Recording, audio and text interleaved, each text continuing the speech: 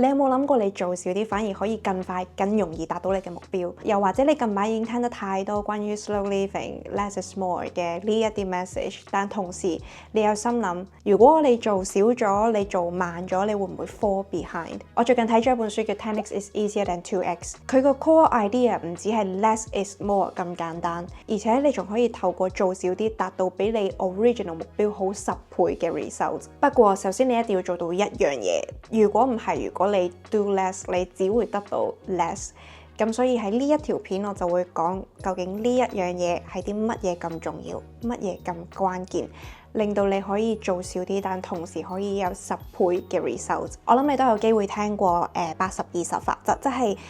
20% 你做嘅嘢係會影響到80% 嘅 result。換言之，即係只有你而家生活上做緊嘅20% 嘅嘢係重要，其餘80% 嘅嘢都係唔重要。又或者你都聽過好多關於慢生活呢一類嘅 message， 但係同時你未必放膽俾自己做少啲或者做慢啲，因為我哋都會擔心，萬一我哋真係做少啲，真係做慢啲，咁我哋 fall behind， 咁點算？究竟有啲乜嘢係重要，有啲乜嘢到底係唔重要？喺一個咁急速嘅城市長大啦，我喺香港出世，都喺香港長大，所有嘢都要求要快，所有嘢都要求要 efficient。我會覺得呢一個地方嘅容錯率近乎係零啊！呢一個 pressure 令到我哋更加唔敢去放慢，因為如果我哋搞錯咗嗰20%，搞錯咗邊一啲嘢係重要，邊一啲嘢係唔重要嘅話，我哋係會 fall behind 好多。喺香港就好似每一日都比緊賽咁，所以我都好明白點解好多人都相信，或者甚至乎你都相信 less is more， 但係同時都未可以做得到，因為我哋為咗令到我哋唔好 fall behind， 令到我哋為咗令到我哋嘅節奏跟得上其他人嘅節奏，我哋就只可以用呢一個 proven method 去 execute 呢一件事，就係只要你做得更多、做得更快，你就會更加叻，咁然後你就可以得到嘅嘢係更加多。但係就係因為呢一件事，令到我哋慢慢咁樣覺得生活上係冇咗自己，甚至乎唔係一個活緊自己想要嘅生活，對於生活就會好唔滿意，同埋都好唔開心。所以我哋真正嘅問題其實已經唔係我哋究竟相唔相信 less is more 或者 slow living 或者慢生活嘅呢一啲道理，而係個問題係究竟我哋點樣先至可以清楚知道邊一啲嘢係重要，邊一啲嘢係唔重要。所以接下來我就好想分享話俾你知，究竟係我哋點樣先至可以揾到嗰重要嘅嘢，嗰20%，令到我哋嘅生活更加 balance， 更加輕鬆自在。但係你可能聽到個答案，你會覺得又係呢啲。我以前都有咁樣嘅感覺，不過我覺得呢一本書佢解釋得更加清晰，解釋得真係會令我有一種覺得，原來其他書講緊呢樣嘢係指緊呢一樣嘢，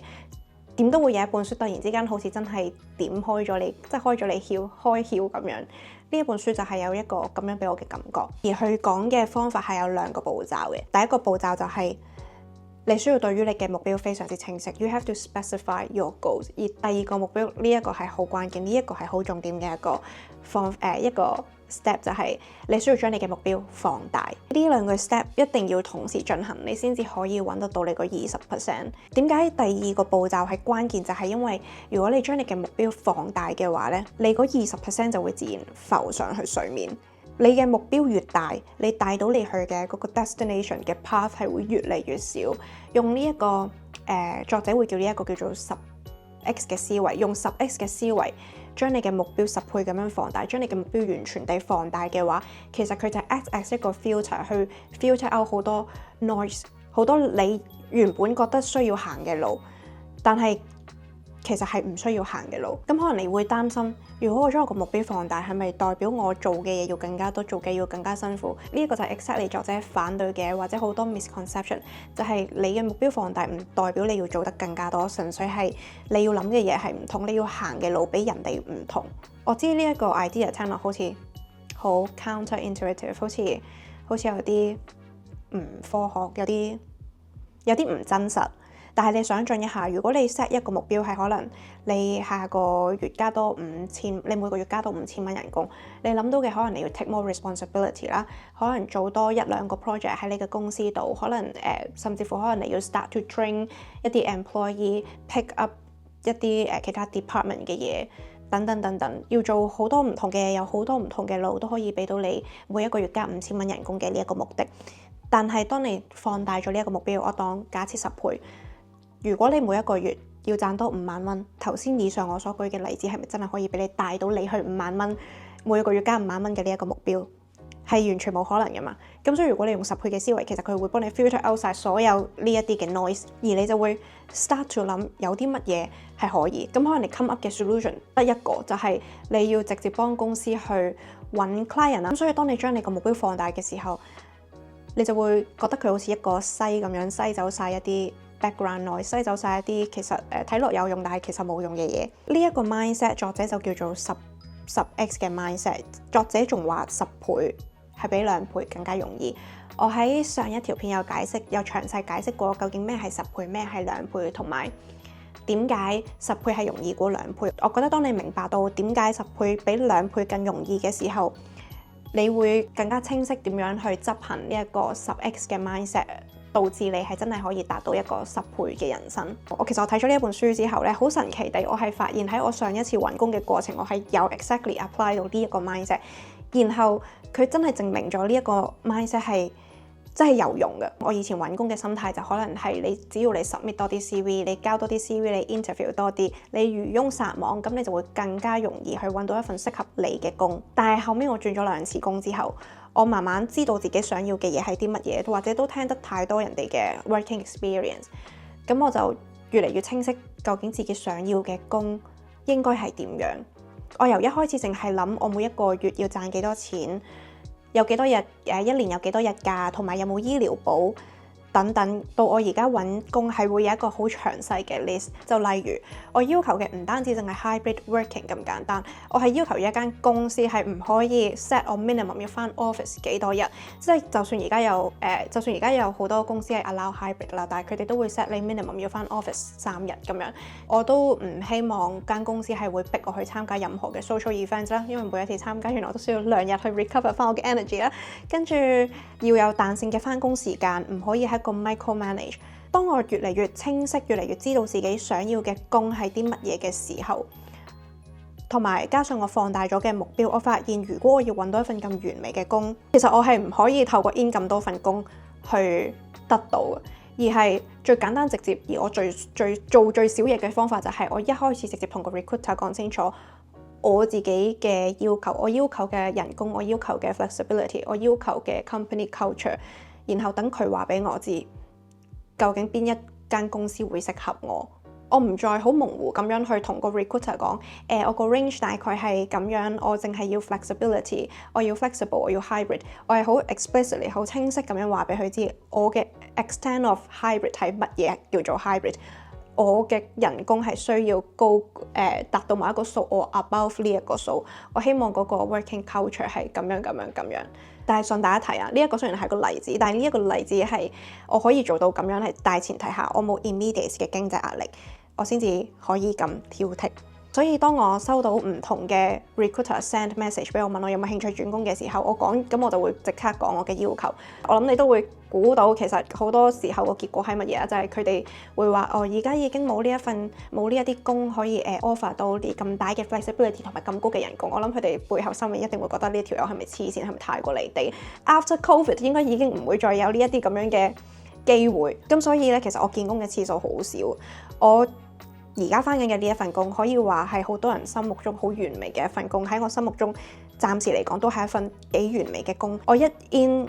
嘅嗰一日，佢就已經即刻請我，係因為我嘅準備好充足。而我嘅準備咁充足嘅原因係因為我淨係需要準備一間公司嘅 interview。我以前係可能準備幾間公司嘅 interview， 然後每一間公司都要記住佢哋嘅 values， 根據唔同嘅公司去 adjust 我 interview 嘅答案。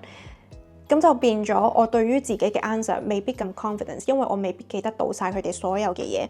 然後我又唔清楚究竟佢哋間公司係咪我想要嘅嘢。但係今次呢一份唔同，就係因為我去 interview 嘅時候，我已經清楚知道我係想要呢一間公司，而我都清楚知道呢一間公司想要嘅人係我，所以我有咁多時間去準備嘅時候，我就特別有自信啦，特別知道自己應該要做啲乜嘢。所以我覺得我揾得到一份我心目中咁完美嘅工，就係靠呢兩樣嘢。首先就係我要清晰知道自己想要嘅係乜嘢，然後我將佢放大。咁我將佢放大咗之後，我就會諗得到究竟我應該點樣先至，我應該做啲咩先可以 land 到呢一份工。但係有一樣嘢我覺得好重要，即係可能你聽到呢一度你都會諗，但我真係唔知自己想做啲乜嘢，我真係唔係好清晰關於自己嘅將來。對於自己想要嘅嘢，仲未有一個好清晰嘅畫面，咁唔需要擔心太多，因為我覺得你冇可能透過坐低喺個 cafe 度飲杯咖啡，一個 thinking session，然後你可以 map out 你成個人生你想點。Clarity 唔係 come from just one thinking session， 而係好似我頭先咁樣講，係經過唔同人嘅經驗，亦都經過我自己唔同嘅經驗 ，more aware to 我自己。平時嘅 experience 得出嚟嘅感受，所以你唔需要逼自己，我即刻就要知道自己清楚地知道我自己想要啲乜嘢，係唔需要嘅。反而係你放鬆啲，你話俾你諗下你而家到底想要啲乜嘢，睇下有冇啲咩位置可以加多少少嘅 details。當你一日一日咁樣過，然後你好 conscious 有呢一個 intention 去 clarify 你想要嘅嘢係乜嘢，你問你自己呢一個答案呢，只要你 aware， 我可以 promise 你嘅係。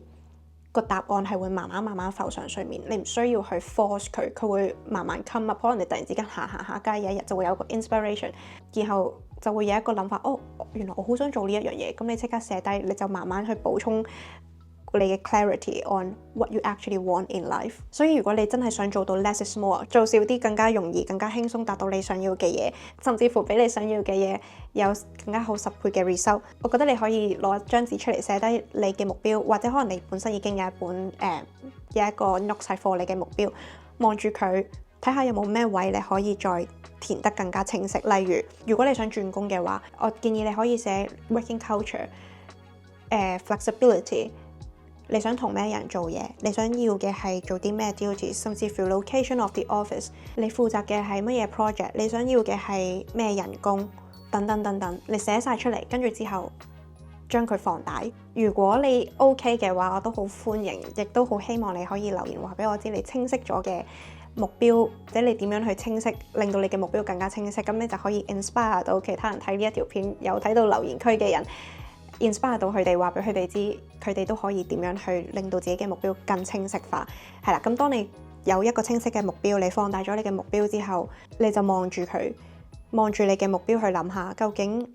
你需要做啲乜嘢去達到你放大咗嘅目標。諗下究竟有啲乜嘢係你而家做緊嘅嘢係向緊正確嘅方向行，或者有冇啲嘢你而家做緊，但係其實係唔可以 reach 到你放大咗嘅目標。就我將成本書 chop 咗幾個 episode， 係因為我唔想一次過，即係大家都係翻工，我唔想一次過俾幾廿分鐘嘅片你去睇，咁所以就會變咗 bite size 嘅 information。上一條片我就係講點解 10x is easier than 2x， 咁你可以喺呢一度睇翻。而下一條片呢，我就會講啲嘢係 more practical 嘅，就係點樣去